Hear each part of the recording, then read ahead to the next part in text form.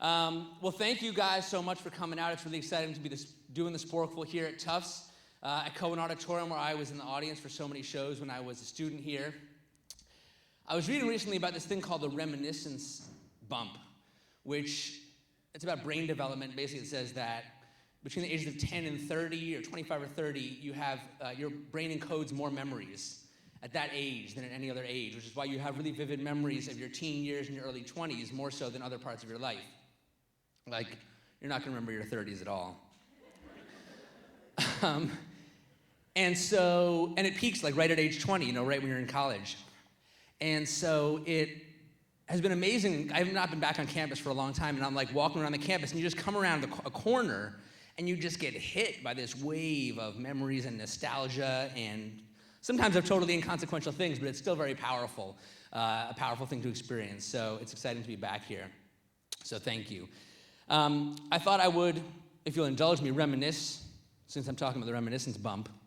I'm going to reminisce for a couple minutes. And, my radio career started here at Tufts. I started, as Marissa mentioned, I hosted a show here called, my friend Gabe and I hosted a show called After Hours with G-Money and the Pashman. We were kind of low on the totem pole at the radio station, so we got the only slot they had, which was 2 a.m. to 4 a.m., Thursday nights into Friday mornings. But we turned it into an opportunity. We made these postcards to promote the show, and we would go out to the bars and the parties on Thursday night and hand out postcards. And then people go home to the dorms or their apartments, order pizza, whatever else they were going to do.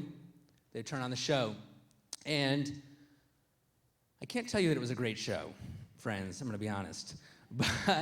But we made a lot of great memories, and I actually went through some of the cassette tapes that I still have and pulled a few clips to share with you right now, just to hear what an imperfect show it was. First, I just wanted to play you some of our less flattering moments on After Hours with G-Money and the Pashman. Let's hear that. This is 91.5 FM WMFO. Is that a good radio voice? I'm trying to work on my radio voice. And we will be taking the third caller. Right, the third caller, unless we get fewer than 3 callers. Then we will take the last caller that calls under 3. Well, we had a small little technical difficulty there in our intro. What happened was I forgot to turn the mics on. Yeah, I noticed. But, we're still learning. Yeah, so, we were learning. Oh, thanks, yeah.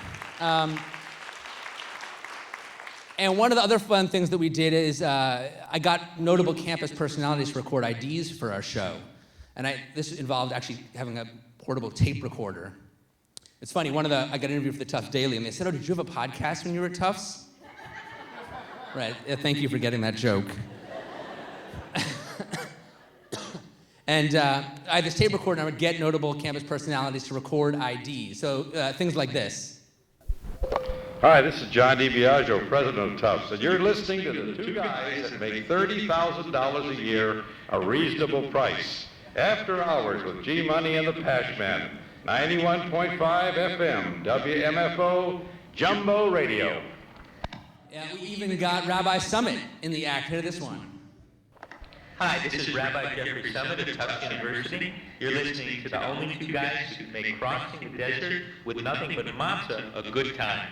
After Hours with G-Money and the Pashman, 91.5 FM, WMFO, Jumbo Radio. Big hand for the rabbi. And one of my favorites of those IDs was, you guys know Bela Fleck and the Flecktones? They performed here on this very stage, February 21st, 1999. I remember that date because I had the bootleg tape, because I was cool. And after the show, you could meet them right up here. And so I came up and I met Jeff Coffin, who's the horn player. Now he's the horn player for Dave Matthews Band. But he plays every kind of horn there is. Now keep in mind that my co-host on the radio show Tufts, his name was Gabe. And right here we got Jeff Coffin to record this ID for us.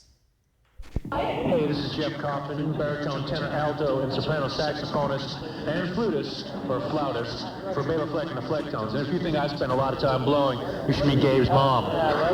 Stay tuned to After Hours with G-Money and the Pashman, 91.5 FM, WMFO Jumbo Radio. It was college radio, okay? Cut me some slack.